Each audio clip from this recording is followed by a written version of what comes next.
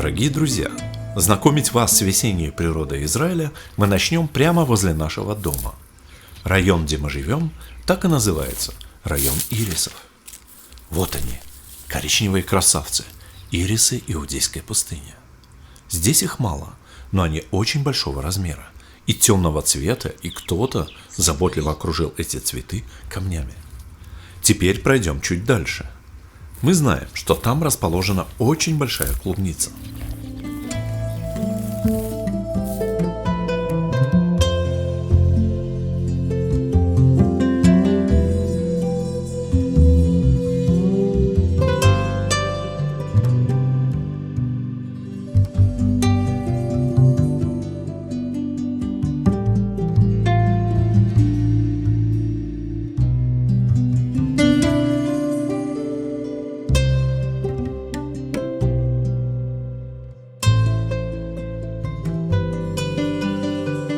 Дорогие друзья, сегодня чудесный солнечный день в Иудейской пустыне, и мы привержены нашим традициям. Каждый год в середине марта, а сейчас как раз вот 14 марта, период праздника еврейского Пурим, мы приходим сюда любоваться цветением ириса в живой природе. Это уникальный вид ириса, ирис атрофуска, правильное название его. И удивительно, что был пожар 2 или 3 года назад, я не помню точно. Мы подумали с Ларисой, что вот наоборот все сгорит и не будет, но клубни этих цветов так глубоко в земле, что им нисколько не помешал пожар, они снова выросли, поражают своей красотой. И район, в котором мы живем, так и называется район ирисов. На иврите это называется ирус шахум, то есть черно-бурый ирис.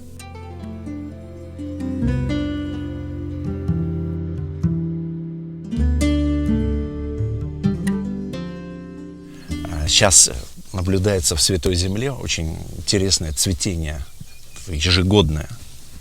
И многие любители цветов ходят по пустыням, по разным паркам национальным и снимают эту всю красоту на камеру. Ирис по соседству с ракитником мохнатым. И вот подтверждение слов о пожаре. Смотрите, ирис в окружении ракитника. Куст не сгорел во время пожара, но и не выжил, а клубни цветка пожар пощадил.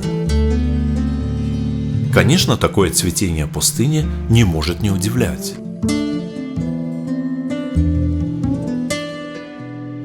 Это видео мы снимали 4 года назад, и такого мощного цветения анимонов у нас в пустыне с тех пор мы не видели.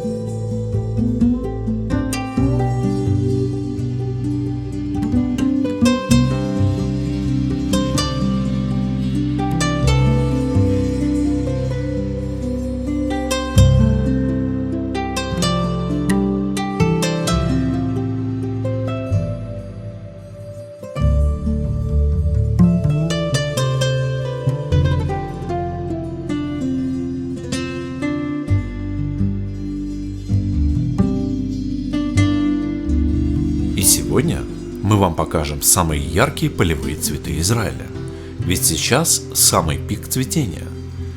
А теперь мы приглашаем вас на природу в окрестности Иерусалима.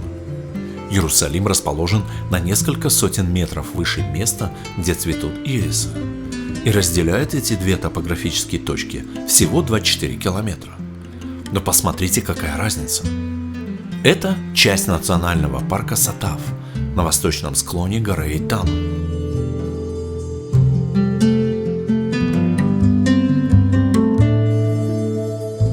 Эти маленькие сиреневые ирисы встречаются и у нас в пустыне, но не в таком количестве и не в таком окружении.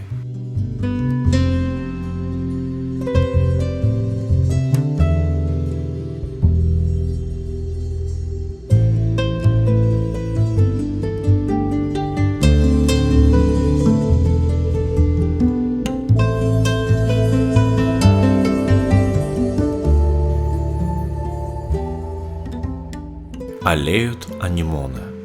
В 2013 году анемон был выбран жителями страны как национальный цветок Израиля, победив не менее красивый цикламен.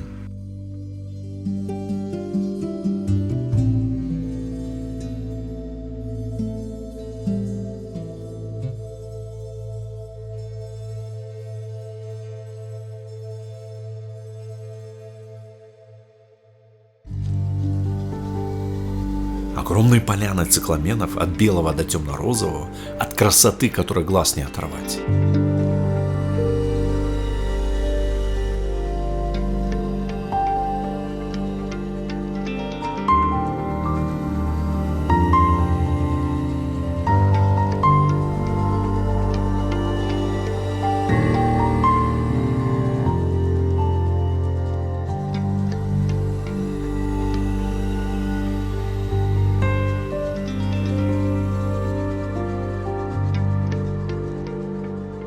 Это люпины.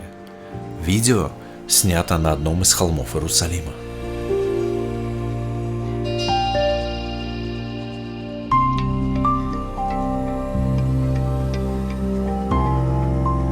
Встреча с каждым цветком – чудо.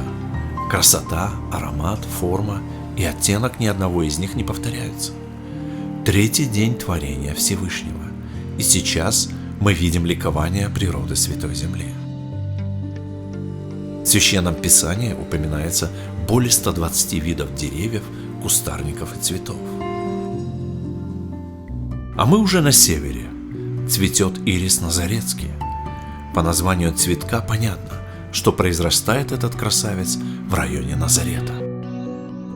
А если быть точнее, то рядом с городом Ноф-а-Галиль, что значит галилейский пейзаж. Есть еще несколько мест цветения этого изумительного создания природы. В 1975 году территорию возле старого кладбища, где цветет ирис назаретский, объявили заповедной зоной. А эти ирисы – охраняемыми цветами. Впрочем, как и все ирисы Израиля.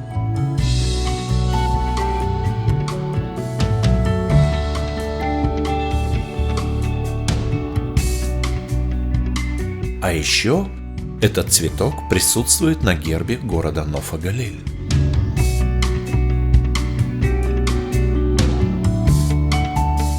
В 1950-х годах анемоны и ирисы были на грани вымирания.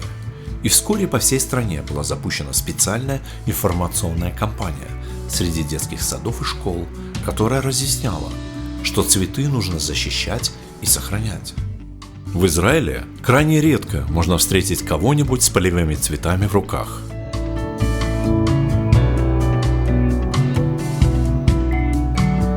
Знаменитая гора Фавор.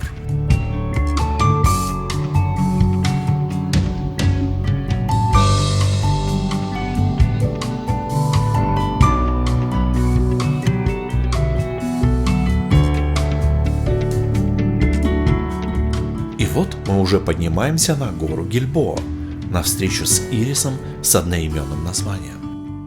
Ирис Гильбоа. Этот цветок встречается только в Израиле.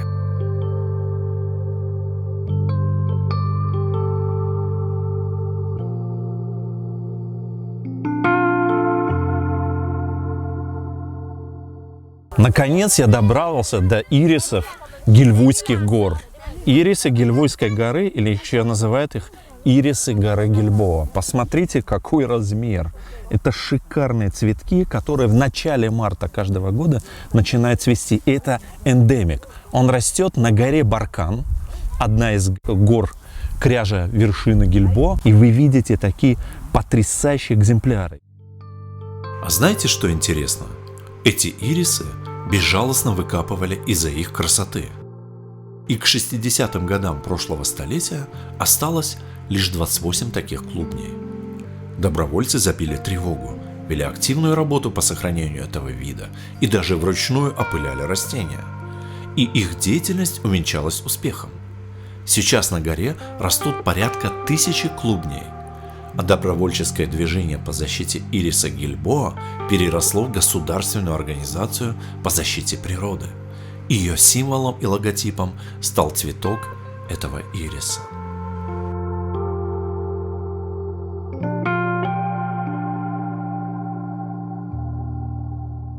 Всегда возникает огромное желание сказать большое спасибо защитникам природы за то, что они своим неравнодушием и трудами сохранили, умножили и продолжают сохранять эти удивительные создания природы и украшения земли Израиля.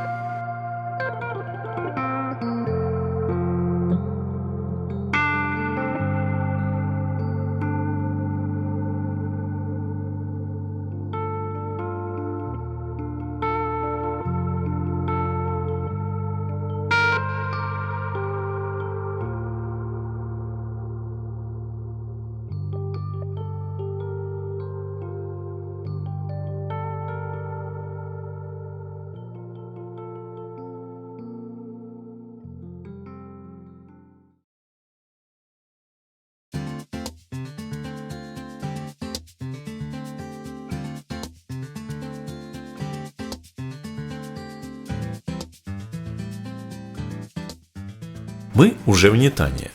Рядом с заповедником пурпурных ирисов мы увидели вот такое художественное воплощение полевых цветов Израиля. Здесь, в живой природе, прямо по соседству с высотками, растут вот такие пурпурные ирисы. Ирис аргаман.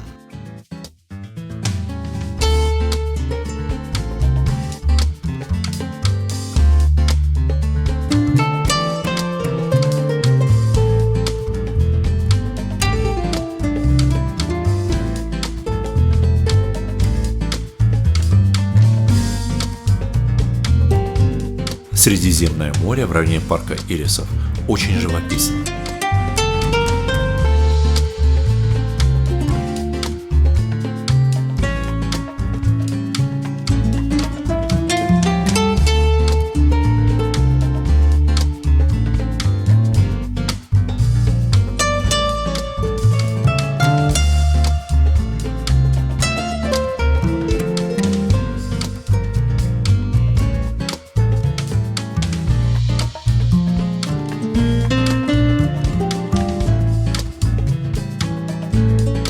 Дорогие друзья, обязательно посмотрите наши предыдущие сюжеты, если вы еще с ними не знакомы.